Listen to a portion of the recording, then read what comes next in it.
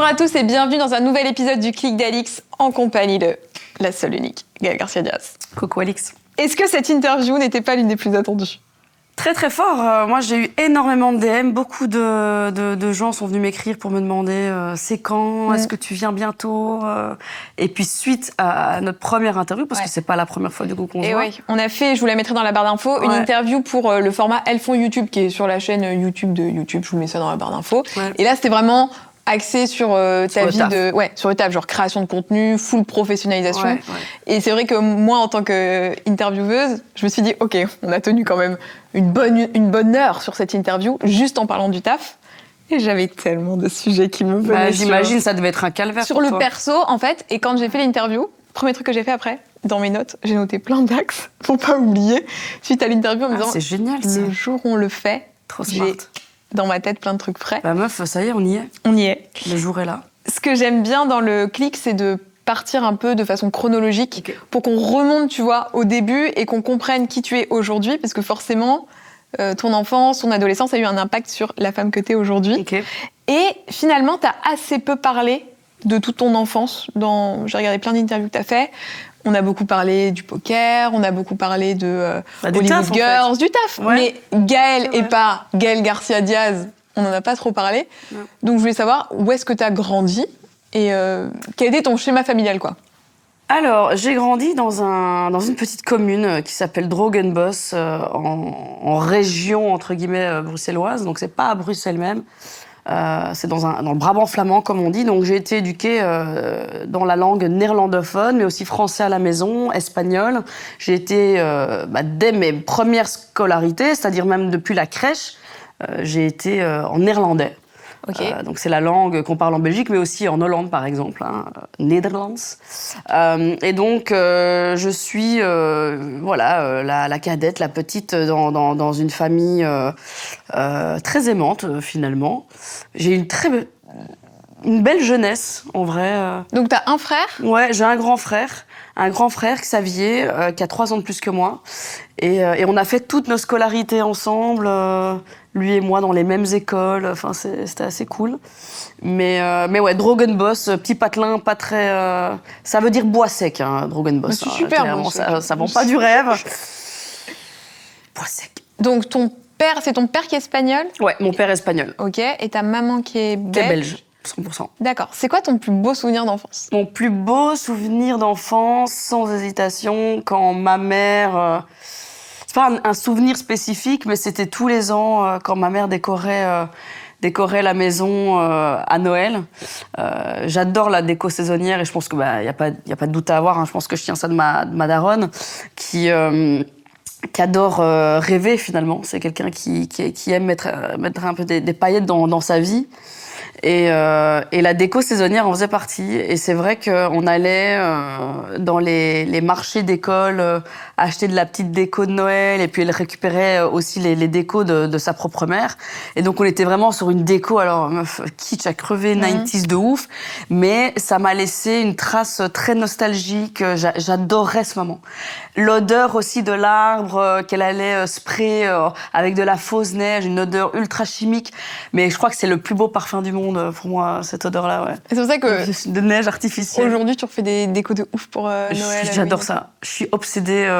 Ça doit être une maladie, je pense, mentale, quelque part, cette obsession. Parce qu'il y a énormément de citrouilles, quand même, beaucoup de choses, Halloween, là-dessus. Halloween, ouais. Halloween, j'adore aussi. Mais c'est récent, ça. C'était que Noël avant, et maintenant, c'est aussi l'automne, plutôt, plus qu'Halloween. C'est pas la déco d'horreur, c'est plus la déco cosy qui me fait kiffer. Et est-ce que tes parents ont un côté un peu artiste dans leur métier ou dans ce qu'ils font ? En fait, après, ma mère était une obsessive du travail, donc elle a bossé plus de 40 ans dans la même entreprise. Déjà, ça, aujourd'hui, ça n'existe pas. Elle travaillait chez Volvo. Elle travaillait à la communication de Volvo Cars Belgique. Elle organisait, c'était vraiment la personne de contact aussi avec les journalistes. Elle organisait tout ce qui va être événementiel, tout ça, le salon de l'auto, une boss bitch, quoi. Franchement, voilà. Et mon père, rien à voir. Il bossait pour Endres & House, c'est une société de mesurage et de gaz. Enfin, c'est un truc pas du tout sexy. Vraiment pas sexy dans la construction. Et il a fait ça aussi toute sa vie. C'est fou, hein. À l'époque, les gens bossaient 30, 40 ans dans la même boîte, c'est dingue. Aujourd'hui, tu restes 3 ans dans une boîte, tu te fais chier, quoi. Mais alors, ils n'avaient pas ce truc artistique. Mon père, en fait, il chante très bien. Mon père, avant de faire ça, il chantait dans les mariages. Okay. Et il dessine bien aussi. Il a un peu cette âme artiste. Et d'ailleurs, ça s'est ressenti auprès de leurs enfants. Mon frère a aussi un métier très conventionnel. Il travaille à la douane de l'import-export au port d'Anvers. Il a très longtemps travaillé aussi pour le service narcotique.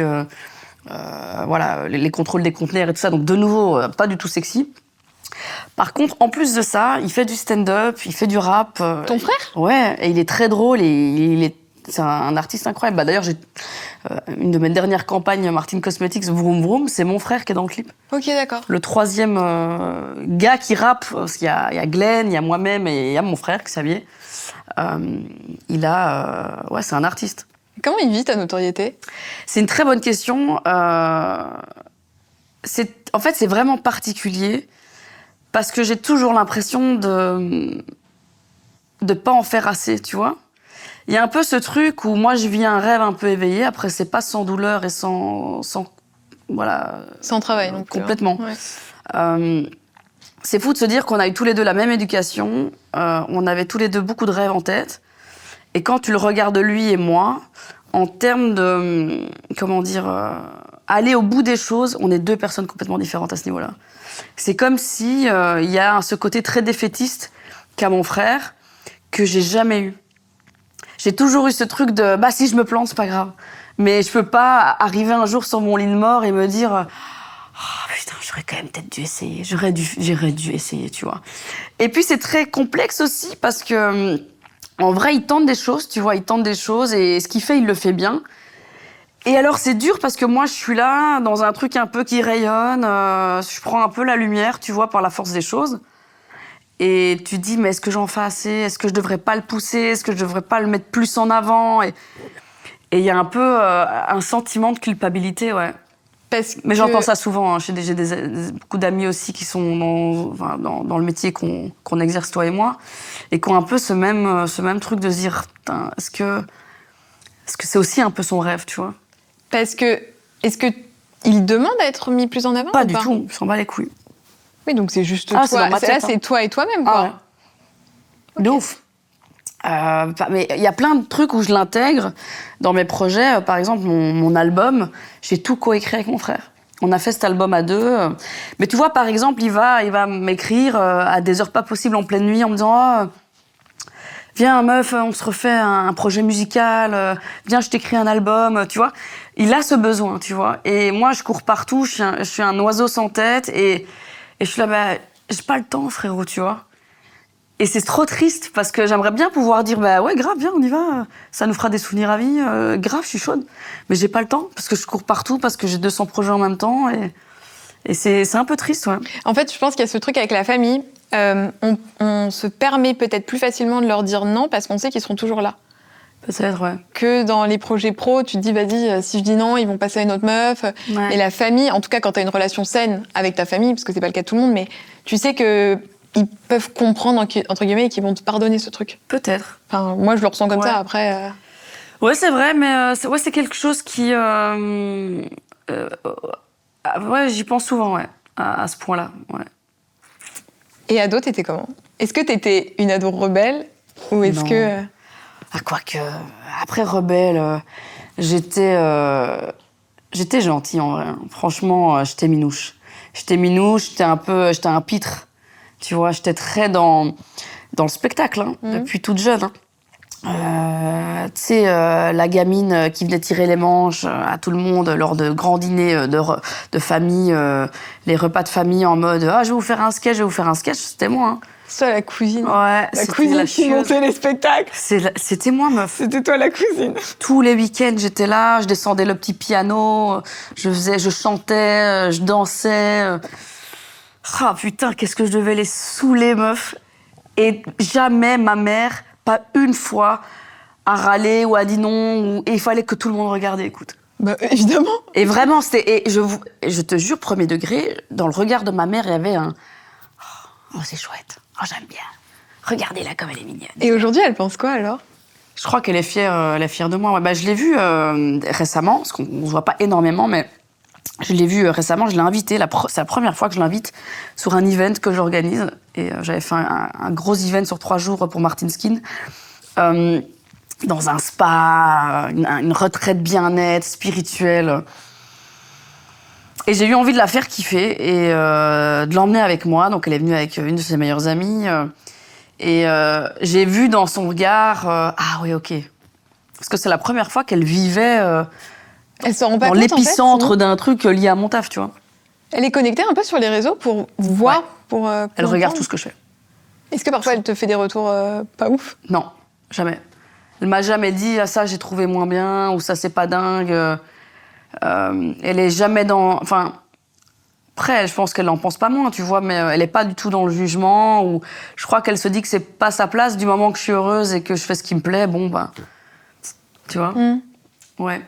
Comment t'imaginais ta vie quand t'étais ado ou que tu faisais tous ces spectacles-là? Comment t'imaginais ta vie adulte? Est-ce que tu visualisais quelque chose? Ouais, complètement. Ben, je m'entends encore le dire en classe, en secondaire en Belgique. Donc j'étais en 5e secondaire, je devais avoir, je sais pas moi, 16 ans.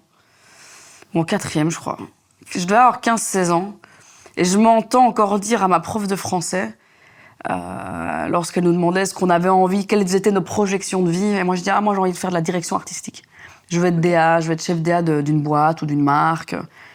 Et c'est un discours que je tenais à l'âge de 15 ans, meuf. C'est hyper net, parce que c'est vrai qu'à 15 ans, t'as des métiers peut-être un peu plus flous, ou alors des trucs, trucs hyper globaux, genre tu vas dire je veux faire de la com. Je voulais inventer des histoires, en fait. Je voulais raconter des histoires, je voulais mettre en image, alors qu'il n'y avait pas encore YouTube et tout ça à l'époque, meuf. Je voulais mettre en image des idées que j'avais dans ma tête.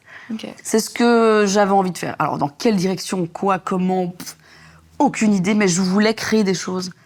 Je suis pas bien dessinée, je suis pas une chanteuse hors pair, je sais pas écrire des chansons incroyables, je suis pas Andy, quoi. Mais j'ai plein d'idées. Et je me suis toujours dit, un jour j'arriverai à m'entourer suffisamment bien pour arriver à les mettre en image, tu vois. Et finalement, t'as réussi à faire ce que t'avais dans la tête quand t'avais 15 ans, quoi. Mais c'est fou de se dire ça, en fait. Et j'y pense souvent à ça. Je me dis, mais putain, mais comment c'est possible qu'à cet âge-là, j'avais déjà cette projection et que ça n'a jamais changé. J'ai jamais eu un truc où finalement, non. Tu vois, j'ai un parcours particulier, bah oui, mais j'ai quand même tenu cette route, tu vois. T'as fait plein de trucs différents. Ouais. Quand tu fais, par exemple, du poker, quel lien tu fais entre le poker et de la direction artistique? Parce que le poker, je le faisais parce qu'à côté de ça, je présentais aussi. J'étais présentatrice télé et c'était un contrat qui englobait beaucoup de choses. Le fait de jouer, parce que par la force des choses, j'étais devenue team pro pour la Belgique avec d'autres collègues, mais je parcourais les tournois, puis j'adore voyager aussi. Donc le fait de pouvoir voyager à travers le monde, meuf. Le poker, c'est le voyage. Hein. Clairement, il y a des tournois partout dans le monde, tout le temps. Et du coup, avec ce métier-là, pendant des années, moi, je vivais clairement dans mes valises, mais j'allais d'un point A à un point B, je rencontrais du monde, j'ai rencontré plein de gens. Puis il y avait la présentation aussi devant une caméra que j'adorais. Donc déjà là, j'ai compris que j'aimais parler à des gens à travers une caméra, quoi. Qui t'a initié au poker? Comment tu tombes dedans? C'est vraiment... L'histoire, elle est bidonne. Hein. Je suis contactée à l'époque pour faire ce que je faisais déjà, des couvertures de magazines et tout ça, alors que j'étais quand même très jeune. Je suis contactée par une marque, Poker Stars à l'époque, pour faire une photo, parce qu'ils voulaient faire une belle affiche dans du print média encore à l'époque, pour le championnat de Belgique. Et du coup, c'était une photo où j'étais allongée comme ça sur une table de poker avec des montagnes de jetons. Ouais, complètement. Ultra sexualisée, j'avais même pas 21 ans, le bail un peu sombre en vrai. Et je fais ce truc, j'y pense pas trop. Et puis, le jour du shooting, il y a le directeur marketing de Poker Stars Belgique de l'époque qui vient, qui dit « Écoute, comme t'es là, t'es sur cette couverture, c'est rigolo, est-ce que ça te chaufferait de juste venir en vrai au casino Et peut-être de découvrir ce sport mental, ça pourrait être intéressant, tu vois. On fait un workshop ce jour-là. Je fais, putain, why not, tu vois. Et donc, j'y vais, je fais ce workshop à l'époque avec Marcellus, qui était un très grand joueur hollandais, qui a donné ce workshop à des rookies, des jeunes gens comme moi qui ne connaissaient rien du poker. Et j'ai tout de suite accroché. Je me suis tout de suite dit, putain, c'est chouette. J'ai eu très vite la compréhension des règles du poker, parce que c'est quand même assez complexe, il y en a beaucoup. Avant d'arriver dans un stade de ton jeu où c'est fluide, il faut quand même beaucoup jouer, bien s'entraîner. Et j'ai eu tout de suite ce truc de « Ah ouais, mais j'ai compris », tu vois, et j'ai compris et j'aime bien, et j'ai envie d'en refaire. Et puis, au fil des mois, j'ai commencé à jouer beaucoup, puis j'ai eu 21 ans, j'ai pu me faire un compte en ligne. À l'époque, ce gars me coachait, est devenu vraiment mon coach sportif pendant de nombreux mois, et même pendant des années. Par la suite, il m'a coaché pendant 7 ans. Il me suivait sur tous mes projets de tournois. Et ouais. Est-ce que tu le prenais aussi un peu comme un perso, un truc où tu te Ah, mais déguises? complètement. Déjà, il faut savoir que sur un tournoi international, s'il y a 2000 joueurs, t'as 30 gonzesses, quoi. Les statistiques sont vraiment pas bonnes, hein, on va pas se mentir. Les femmes dans ce monde-là, ça court clairement pas les rues. Et puis, c'est vite, oui, on va créer des events pour les femmes, on va faire des ladies events, tu vois. Ouais, c'est encore pire, quoi. Bah ouais, t'es là, non, quoi. Moi aussi, je veux jouer les mains, tu vois. Et c'est juste que tu rentres dans une salle qui est bourrée de testostérone, quoi. Déjà, t'arrives, tous les regards... Attends, mais comment tu le vis, ça? Parce que t'es hyper jeune à ce moment-là. J'étais super jeune. T'es hyper sexualisée, très jeune. Tout le temps, des très belles robes de soirée, parce qu'il faut être jolie à la présentation. Mon Dieu, quand j'ai eu le malheur à l'époque de me raser le crâne, j'avais fait un side cut sans prévenir la prod, j'en avais rien à foutre. Je me fais un side cut dégueulasse, parce que j'avais envie, j'étais rock'n'roll, et mon Dieu, c'était le drame. Oh là là. C'est là que t'as pris conscience des cheveux, parce que je me souviens quand tu t'es rasé les cheveux, tu avais dit notamment que les cheveux ça ne représentait pas la féminité. Complètement, en fait. Est-ce que c'est à ce moment-là que t'as pris conscience? Ouais, j'ai vraiment eu ce truc de à quel moment, mais c'est beau, ouais non, ça va pas, il faut que tu les mettes de l'autre côté, on peut pas avoir ce crâne rasé, c'est pas glam. Écoute, j'ai présenté une multitude de tournois avec mon crâne à moitié rasé et c'était très bien comme ça. Ouais, j'étais une teigne, hein, franchement, j'en faisais qu'à ma tête. Mais bien sûr, sans mauvais jeu de mots. Enragée, n'est-ce pas? Mon Dieu. Mais ça avait commencé tôt aussi, parce que comme t'as commencé très tôt... À 21 ans. Je pouvais à peine rentrer dans un casino, ça y est. Ouais, le poker. Mais comme t'as commencé très tôt aussi les photos, à être modèle. Ouais. T'avais quel âge la première fois? 19-20 ans, meuf. J'étais un bébé. Mais comment tu te retrouves la première fois à shooter pour... Je venais de rentrer à l'UNIF quand j'ai commencé à shooter. Et on te contacte, on te voit dans la rue, on te dit vas-y... Attends, comment est-ce que ça arrivé? Le premier shoot que j'ai fait de ma life, un premier shoot pro, c'était pour le P Magazine. Et ils recherchaient de P Model van de Maand. Et c'était le mannequin du P Magazine. Un peu genre comme un bathing suit special, mais en mode lingerie, bas de gamme, Jiffy. À l'ancienne, quoi. Vraiment à l'ancienne. Et il y avait du coup 12 meufs qui participaient et j'avais gagné le truc de l'année. Moi, je voulais juste faire un shoot pro qui était du coup pas à mes frais, en fait. Tu vois, je suis là, trop chouette, du coup, je peux shooter gratos. Et je rencontre sur ce shoot Daniel Dedave, qui en Belgique est quand même un très grand photographe, qui shoot à toutes les Miss Belgique, les machins, tu vois. Et en fait, de là est né quelque chose où j'ai commencé à shooter je ne sais combien de couvertures pour ce même magazine, le Che Magazine, puis j'ai fait le Playboy Russie, et j'ai fait comme ça 1 milliard de couvertures dans tous les sens, mais des trucs en maillot de bain, en lingerie. Et t'étais à l'aise avec ça? Complètement, avec complètement. Trop bien. J'ai jamais eu une gêne à l'idée d'être à moitié nue, parce que pour moi, c'est pareil, c'est un personnage. Par contre, dans la vie de tous les jours, je suis très pudique. Ah oui, donc dès le début, en fait, dans tout ce que tu as fait... Tout ce que j'ai fait, c'était... Il y a un perso, parce qu'après on va en parler, mais YouTube, il y a Martine, là, il y a un gros perso. Ouais. Depuis le début, tu mets un perso sur toi. Ouais, bah c'est un bon pansement, enfin. Ah, mais c'est un pansement, pourquoi? Bah, je sais pas, c'est une espèce de protection, c'est une protection shield, tu vois. Après, ça peut pas te protéger de tout et n'importe quoi non plus, mais je pense qu'il faut pas non plus faire n'importe quoi, mais... à ce moment-là, j'étais contente de faire ça. Est-ce qu'aujourd'hui, je referais des shoots comme ça aussi dénudés? Non. Parce que j'ai plus envie. Ça ne me dirait plus rien de faire ça, quoi. Mais à l'époque, legit, premier degré, j'étais contente de faire ça. Je me trouvais belle. Et j'ai toujours eu ce truc de « Ah, putain, quand je serai vieille et ridée, quand j'aurai 80-90 piges... » Je me dis, mais regarde un peu, mamie, comme elle était bonne, regarde un peu cette tête, juste comme il tenait bien droit. J'ai hâte de pouvoir dire cette phrase, merde. Bah, en vrai, tant que au moment où tu l'as fait, t'étais d'accord avec ça. Ouais, et que là, quand tu regardes, t'as pas honte, tu te dis, bah. Mais parce qu'elles sont toutes très belles. Ma couverture Playboy, franchement, ça reste pour moi encore un de mes plus beaux shoots.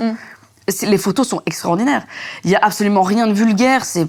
Après, c'était Carly Hermès, le photographe. C'est clairement pas n'importe qui. C'est un mec qui a fait énormément de campagnes, donc des campagnes Guess à l'époque, dans les années 90. 90, excusez-moi. Et donc, la DA, elle était surléchée. On était dans un truc un peu corpse, dead wife. Enfin, la DA était incroyable. Donc, je ne regrette aucun shoot. Après, il y a des shoots qui étaient un peu plus, bah, cheap, en vrai, mais de ouf. C'est tout. Enfin, il n'y a pas de. C'était ni porno, ni. J'ai fait des photos culottes en dentelle blanche dans une forêt, avec des arbres à moitié dénudés, une vieille doudoune en fourrure. Enfin, c'est horrible, tu vois.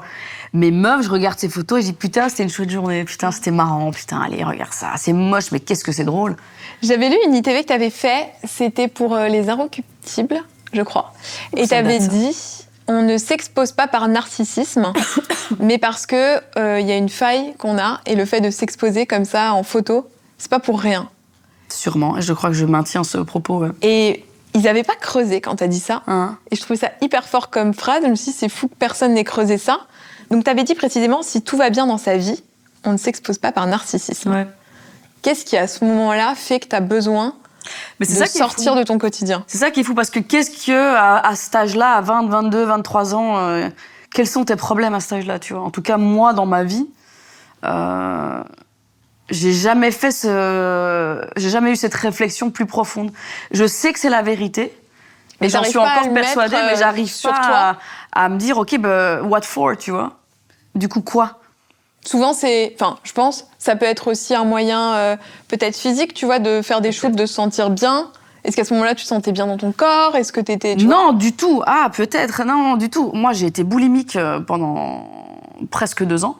Okay. Mais vraiment, je crois que c'est la première fois que ma mère m'a dit, écoute, elle a toujours eu quelque chose de très, quelque chose de très ouvert avec moi, ou voilà, elle me laissait faire énormément de choses, mais là, j'ai vu dans son regard ce truc de, ok, là, je suis en train de perdre le contrôle sur quelque chose, là, ce qui se passe, c'est pas ok, je ne faisais que bouffer. Mais donc, j'avais une espèce d'obsession avec la bouffe, mais je me faisais pas du tout vomir, j'ingurgitais.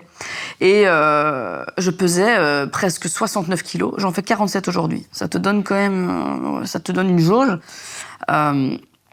Et je suis toute petite, je suis 1m60, je suis fine naturellement. Et donc, ma mère me voyait prendre beaucoup de poids et être vraiment mal dans ma peau. Il y a un truc qui allait pas du tout. Et je pouvais comme ça bouffer, rien manger de la journée. Et puis, je rentrais à la maison, meuf, je vidais le frigo, je bouffais le soir jusqu'à m'en rendre malade. Jusqu'à arriver où je suis dans mon lit et je me dis, mais je vais crever, je vais exploser en fait. Je vais Là, mon ventre, il va vraiment exploser. Et je vais mourir bêtement dans mon lit. J'ai eu des phases comme ça de panique. Hein. Et ça a duré longtemps. Hein. Ça a duré bien 2 ans. Là, t'as quel âge à peu près? J'ai 16 ans. Ok. Donc c'est avant toute cette partie. Avant tout mon truc de... Ok. Et là, qu'est-ce qui se passe? 2 ans après, j'ai 10... Ouais, c'est 15, 16 ans, 17 ans, grand max. Et là, je rencontre mon premier grand amour. Premier grand amour, c'était... J'ai eu un premier grand amour avec qui j'ai ma première relation sexuelle, tu sais, on l'a toutes, hein. Mais le premier couple qui dure, les vacances ensemble, ce genre de choses. Et lui, il faisait du sport à haut niveau, c'était un athlète, il faisait du fitness. Eh bien, figure-toi que il m'a pris avec lui, viens, ça te fera peut-être du bien. Après, il m'aimait comme j'étais, hein. Ils s'en foutaient complètement à quoi je ressemblais physiquement. Mais je suis partie avec lui tous les jours à la salle. Et moi, je me suis butée. 7/7 à la salle de sport, tous les jours. Je faisais au moins 1h30 du vrai lifting.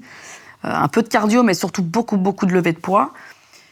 Et j'ai fondu en 1 an. J'ai perdu un poids fou. Et j'ai jamais repris 1 kilo depuis. Et t'arrivais à avoir une alimentation correcte à côté ou tu faisais encore des crises Non, je mangeais normalement. Mais vraiment, ça c'est... c'est un déclic, je ne sais en fait. pas ce qui s'est passé. Je pourrais pas te dire ce qui s'est passé. Parce que c'est pas juste le fait d'aller à la salle, je pense, tu vois. Souvent, de toute façon, les troubles du comportement alimentaire, que ce soit boulimie, hyperphagie, anorexie, peu importe, c'est souvent un problème psychologique qui vient se répercuter sur l'alimentation. Mais le problème n'est pas finalement le problème alimentaire. C'est une fois que tu as réussi à trouver l'origine du trouble, que le trouble disparaît. En tout cas, bon, après, il n'y a pas de généralité. Et là, je vulgarise quand même beaucoup. Mais souvent... En tout cas, de ce que j'ai lu et de ce que j'ai regardé comme reportage, dans les commentaires, dites-moi si je dis une bêtise, mais sur les troubles comme la boulimie ou l'hyperphagie, c'est se remplir au sens propre comme au sens figuré, et c'est combler un manque qu'on a. Donc peut-être qu'il y avait un manque d'amour, un manque de... Tu vois, que tu as comblé avec ça. Tu as su comment ça avait démarré ce... Non, c'est très bizarre. À partir de quel moment, tu vois, tu as fait ta première crise? Après, je pense que...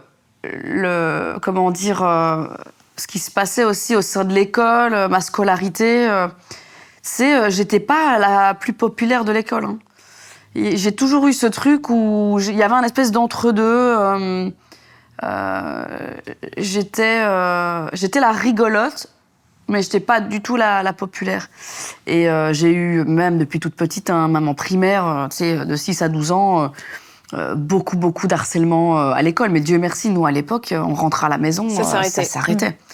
Et en vrai, c'est une énorme différence. Hein. Et c'est vrai que les gosses sont horribles entre eux. Hein. Les gosses sont d'une méchanceté rare, quoi. Mais des choses complètement débiles, des insultes gratuites, mais tout le monde en vrai. Hein. Mais ça portait sur quoi ? Mais des bêtises, meuf. Ça parlait du fait que j'étais toute petite, que j'étais une naine, les Gaël poubelle, Gaël snottebelle, enfin vraiment des trucs de gamins, quoi. Mais attends, mais ça marque quand même, parce que tu vois, tu te souviens encore très bien des surnoms qu'on te donnait. Ah mais bien sûr. Alors que ça date d'il y a des années. Ouais. Mais les gosses sont horribles, et les gosses sont cons, hein. Vraiment, les uns avec les autres, c'est catastrophe. Hein. J'ai l'impression que c'est de pire en pire, hein, par contre. Mais déjà, à notre époque, c'était pas incroyable. Hein. Les réseaux, je pense que ça aide pas. Hein. On fait partie de cet écosystème, mais en vrai... La porte est toujours ouverte, en fait. Il n'y a jamais ce truc où tu claques cette porte, tu rentres chez toi et... allez, on verra bien demain, tu vois. Non. Et ça a duré toute ta scolarité ? Non, il y a eu des hauts et des bas, et puis au plus je grandissais, au plus, en vrai, ça a commencé à s'estomper. Et puis j'ai eu vraiment un groupe d'amis très puissant, tu vois. On était très collés les uns avec les autres. On était ultra soudés. Donc non, je pense que j'avais pas énormément d'amis en primaire quand j'étais toute petite. Mais puis en secondaire, ça s'est transformé et j'ai créé des amitiés que j'ai encore toujours aujourd'hui. Et ton caractère s'est affirmé aussi. Complètement, donc, Mais alors, quelle a été la réaction la première fois que tu as fait des photos ? Parce que je me dis, est-ce que ça va pas parler un peu à l'école ? Bien sûr, après j'étais à l'UNIF, hein, donc à l'UNIF en soi, là...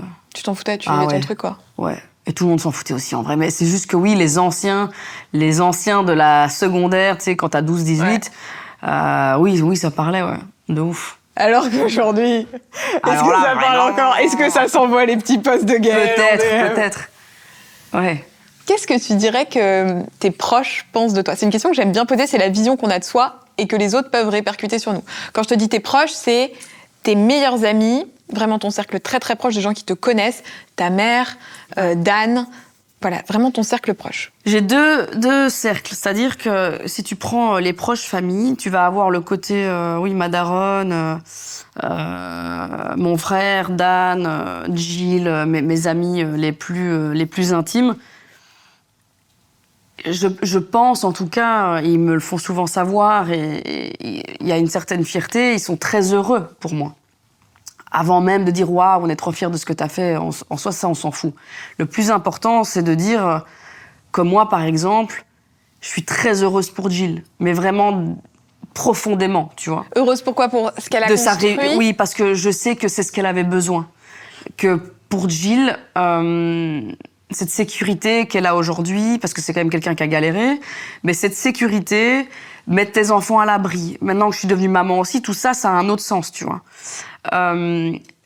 C'est apaisant pour l'esprit. Il y a d'un côté les métiers qu'on fait qui sont géniaux, aller à la rencontre des gens qui nous suivent et qui, voilà, des abonnés, les gens qui croient en nos projets, qui achètent nos produits, meuf, on se rend pas compte, c'est une chance inouïe qu'on a. Donc il y a ce truc-là, mais d'un autre côté, il y a aussi le côté vraiment perso où, ok, je fais ce qui me plaît et en plus, ok, je pérennise, je me mets à l'abri, je respire, quoi. Et ça fait vraiment du bien dans les temps qui courent actuels. Et donc, il y a vraiment ce truc où je suis vraiment heureuse pour toi. Et je sens ça aussi de mes proches, de putain, meuf, bravo, en fait. Parce que ça aurait aussi juste pu complètement flopper. Ouais. Flopper. Et s'il devait te décrire, à ton avis, il dirait quoi de toi? Je pense qu'un mot qui reviendrait régulièrement, c'est la détermination, je pense, tu vois. Parce que eux savent vraiment ce que je fais et le comprennent. Et prennent le temps aussi de le comprendre. Parce que d'un autre côté, je vais avoir toute une autre partie de ma famille qui est très proche, hein, c'est le sang de mon sang. Ok. Mais qui ne comprennent rien. Qui comprennent pas, qui sont restés bloqués dans ouais, elle a fait des couvertures, elle a montré son cul pour réussir. Ils me l'ont jamais dit en face à face, hein, mais les échos, ils finissent toujours au bon endroit. Et tu le sens aussi dans ouais, ton et en cœur, vrai, t'es là, mais quelle tristesse, quoi, tu vois. Mais ça, c'est dans beaucoup de familles, en vrai. Je pense qu'il y a beaucoup d'artistes aussi qui doivent vivre ce problème-là, mais parce que c'est pas que ça. Là, les choses ont évolué. Aujourd'hui, j'ai construit quelque chose. Et c'est triste de dire qu'il y ait comme ça une certaine jalousie que je comprends pas en plus, tu vois. T'en souffres de ça, quand même? Mais en vrai, j'en souffrais au début et j'ai tenté quand même d'arranger les choses. Et en fait, je me rends compte que parfois, c'est pas grave, en fait. On ne choisit pas sa famille. On choisit pas, on choisit ses potes. Oui, et un truc très important, c'est que si on a une famille qui est toxique... C'est pas grave. C'est pas grave. Hein. Évincez-les. En fait, ce n'est pas grave. Ce qui est important, on ne doit c'est rien à qui que ce soit. Jamais. Et il y a un peu ce truc du... Ben ouais, mais bon, c'est quand même... les familles, la vie, elle passe vite. Et en fait, non. Est-ce que c'est grave? Est-ce que ça en vaut la peine? Si ça te met mal à chaque fois, de toute façon... Complètement. Et en vrai, c'est super. C'est très bien comme ça. Mais t'as su rester quand même... droite dans tes bottes et solide sur ce que tu faisais, parce que c'est pas évident quand tu as une influence, tu vois, qui va te dire peut-être que c'est le mal. Si toi, en ton toi profond, t'es convaincu que tu fais bien d'avoir continué. Mais Alix, si ton cœur il est pur, si tes intentions sont bonnes, si tu le fais parce que t'as envie de le faire et que tu nuis à personne en faisant ce que tu fais, et ça vaut pour, excusez-moi, hein, mais tous les métiers du monde. Si tu ne te fais pas du mal, si ça te plaît à ce moment-là, et puis il y a des choses aussi qui évolue, tu vois, c'est ce que je te disais au début de l'interview. Des choses que j'aimais avant, je ne referai plus maintenant, tu vois, parce que je n'ai plus ce besoin je pense, et heureusement. Mais surtout, je suis passée à autre chose, tu vois, et c'est ça qui est génial. Et puis on a peut-être. Mais je regrette rien, tu vois, c'est important.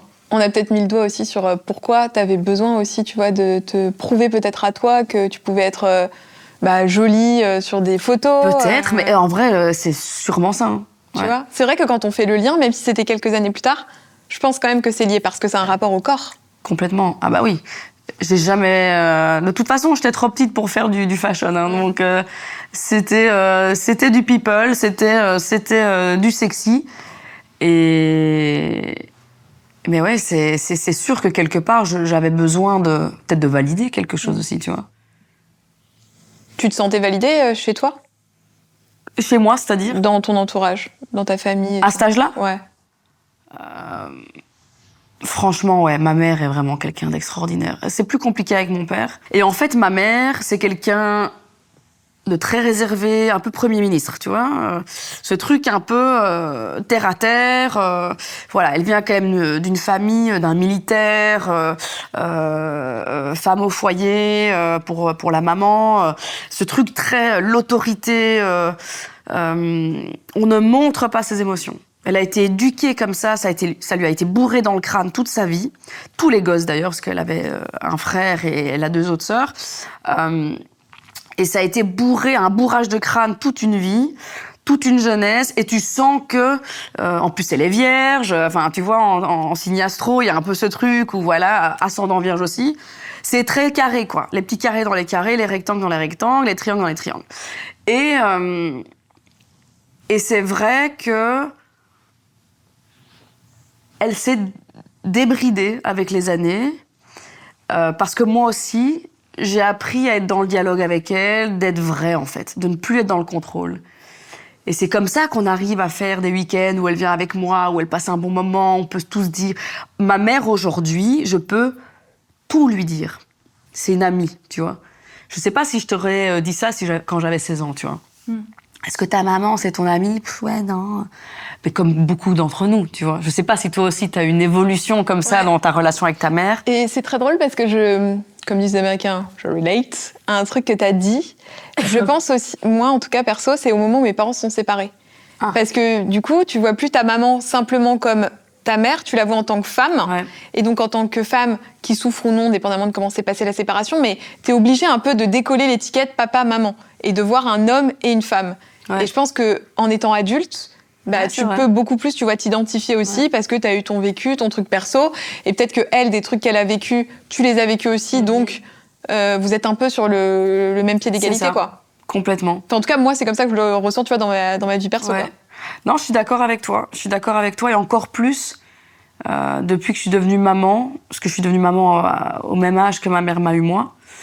Et donc, il y a énormément de projections, tu vois, où je me dis, ah putain, c'était ça alors aussi pour elle, tu vois. Ouais, tu comprends des réactions qu'elle a pu avoir qui, pour toi, te paraissent insensées, mais en fait, sont juste... Complètement. Et là, je me dis, mon Dieu, mais la pauvre, j'en ai tellement fait baver. Et encore, le tien, il a que 1 an et 2 mois, quoi. Ouais. Donc, quand tu vas être plus âgé, qu'est-ce que ça va être? C'est la folie. Et t'as toujours voulu avoir des enfants? Parce que parfois, quand on a une famille qui... Je voulais pas d'enfants, moi, du tout. Alors, qu'est-ce qui a changé? J'avais pas du tout... J'avais aucune envie... Alors, la maternité, pour moi, c'était lunaire, quoi. Jusqu'à très tard. Jusqu'à 30 ans, je voulais pas d'enfants. Et à un moment donné, ça... c'est très simple. Mon mari, j'ai rencontré Dan. Et c'est ça qui est fou, c'est que c'est vraiment lié aussi avec la personne avec qui on partage sa vie. Et c'est si important. C'est vraiment... c'est bateau ce que je dis, hein, franchement. T'as vu, tu souris quand tu parles de lui. Mais oui, mais c'est fou quand même de se dire qu'on peut quand même... Voilà, on peut vraiment trouver la personne, l'amour de sa vie. Et en fait, c'est quand tu l'as rencontré, t'as eu envie d'avoir des enfants. Ah, mais je me suis dit, mais c'est mon Dieu, mais je veux avoir un enfant avec lui. C'est quoi, je veux lui faire un enfant, c'était surtout ça. Les deux. C'est pas juste je veux un gosse, c'est pas que ça. C'était vraiment une envie commune, il y avait un truc c'est de cherry on the cake, quoi. Il y avait vraiment ce truc de, mais toute ma vie, j'ai attendu cette personne, il est là. Mais oui, en fait, c'est une évidence. C'était lui qui manquait à l'histoire pour avoir envie même de faire des enfants. Qu'est-ce que ça a changé dans Gaël, dans toi, le jour où tu l'as rencontré? Pour que, tu vois, tu dises, quand tu le rencontres, tu comprends que c'est quelque chose qui manquait à ta vie. Tu ressentais quoi avant et tu as ressenti quoi après?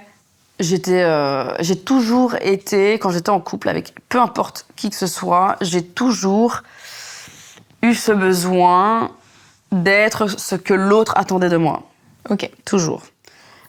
Il y a quelque chose qui en ressortait tout le temps, c'était ce truc de vouloir plaire, tout le temps être apprêté, maquillé, habillé, ne jamais dire un mot de travers, ce truc très... il attend ça de moi, donc je vais lui donner ce qu'il attend de moi. Enfin, encore une histoire de perso, en fait. Complètement, ouais. Alors que c'est complètement wrong, c'est vraiment très mauvais pour l'estime de soi. Il faut surtout pas faire ça. Et en fait, quand j'ai rencontré Dan, c'est quelqu'un qui ne connaît aucun calcul. C'est la simplicité, la véracité, il y a zéro contrôle. Et bon, après, on se connaissait déjà de l'UNIF, parce qu'on était ensemble à l'UNIF. Okay. Et puis, on s'est retrouvés 10 ans plus tard, enfin, un truc improbable. Mais quand on s'est retrouvés, il y a vraiment eu ce truc de... Mais il est trop chouette, ce type. Il est trop marrant. Et en vrai, c'est bizarre. J'ai pas ce truc avec lui où je me pose 1000 questions, tu vois. Ouais, t'étais pas gênée, quoi. Non, aucune gêne. Rien. Dès le jour 1, c'était moi à 100%. Et en fait, c'est bien la preuve, encore une fois, que un véritable amour, les gens qui recherchent comme ça désespérément l'amour, ils vous tombent dessus.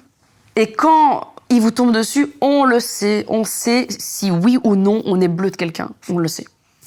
C'est viscéral.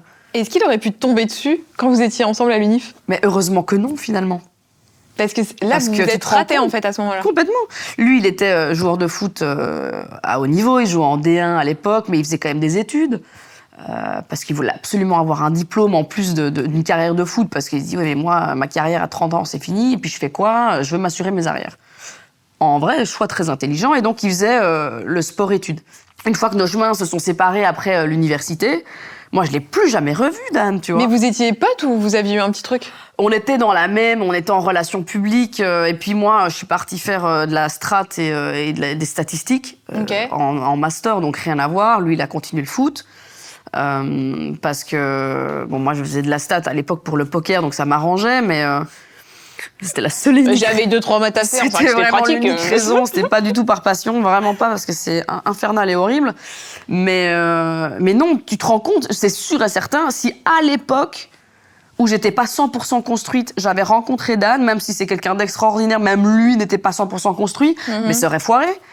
Et j'aurais jamais cette vie avec lui, notre fils. Enfin, c'est incroyable, la vie est extrêmement bien faite quand même. Il a tout ce que j'ai toujours rêvé d'avoir dans un homme. C'est quoi ? De la stabilité, de la gentillesse, le calme. Il me calme, meuf, c'est incroyable. C'est une encre, ce gars, tu vois. Il me maintient, genre, non, reviens. T'es le petit Zodiac en haut. C'est fou, quoi. Il est là, il me... Et puis je le trouve excessivement beau. C'est quand même important. Ce qui n'enlève rien au plaisir. C'est un peu important quand même, mais... Ouais, il a le full package, meuf. Oh là là, c'est cheesy à se faire. Ah, j'adore, tu souris, moi j'aime bien cette séquence émotion, quoi. Ouais. Parce que c'est vrai que tu fais 1 milliard de trucs. D'un regard extérieur, je me dis, faire autant de choses comme ça, avoir le cerveau autant occupé, c'est pas normal. Non. Pourquoi tu fais autant de trucs ? Je sais pas, j'en sais rien du tout. Et je suis essoufflée, hein, et j'arrête pas de le dire à mes équipes. Bah oui, tout à l'heure tu disais, je rêve de... Ouais, de rien faire. Rien faire pendant quelques jours. Une journée ou deux. Ouais. Qu'est-ce qui se passe quand tu fais rien ?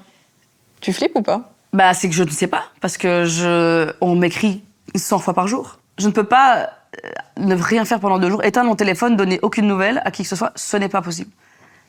Je dois tout préparer. Si j'ai un départ, c'est 3 semaines de préparation avant que je parte. Je peux pas dire, bah écoutez les gars, aujourd'hui je suis malade, c'est mort, c'est impossible. Est-ce qu'il y a un truc aussi de vouloir surtout pas qu'il y ait de temps... Est-ce que tu penses pas que c'est assez inconscient, mais que tu t'empêches d'avoir un temps libre ? Mais j'ai longtemps cru ça, mais là j'ai vraiment envie que ça se calme. J'ai vraiment longtemps eu ce truc de je veux masquer un truc en fait. Le fait d'être tout le temps comme ça occupé, de ne jamais être posé. Qu'est-ce que tu couvres, tu vois ? C'est quoi le truc plus profond ? Et la peur de l'ennui, du vide ? Oui, mais c'est vrai que je m'ennuie. C'est-à-dire que c'est pour ça que je fais aussi 1001 projets, que j'ai fait plein de trucs dans ma vie, c'est que je m'ennuie très vite. Je suis vite rassasiée. Il y a un peu ce truc de... Mais par contre, ça devient problématique. Après, je m'améliore sur ce point, mais je ne fête jamais rien.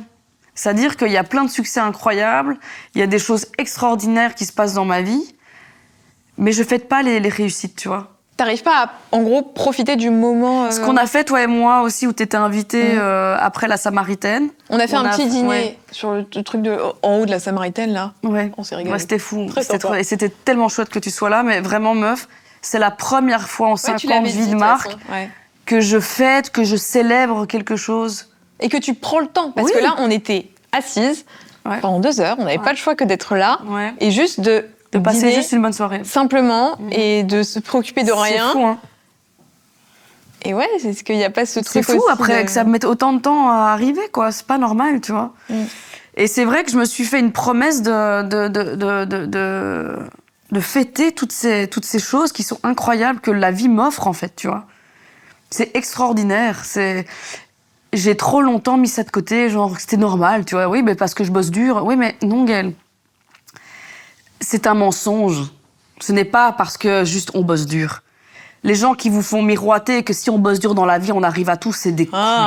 Je suis vraiment navrée et je vais peut-être pas avoir un discours ultra positif, mais ce n'est pas vrai. Ce n'est pas vrai.